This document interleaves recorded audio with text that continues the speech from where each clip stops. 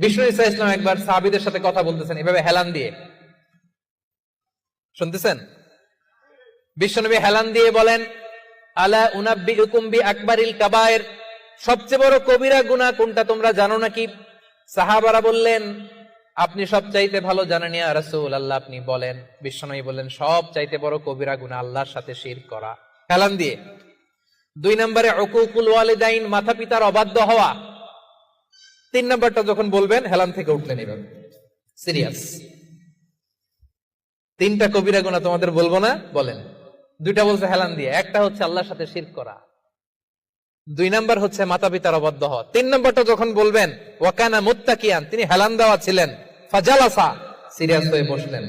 এরপরে বললেন, আলা ওয়া কওলু জুর, আলা ওয়া শাহাদাতু জুর, সাবধান, মিথ্যা বলো না, মিথ্যা সাক্ষী দিও না, মিথ্যা সাক্ষী দিও না, মিথ্যা সাক্ষী দিও না। বিষ্ণু নবী বলতেই লাগলেন।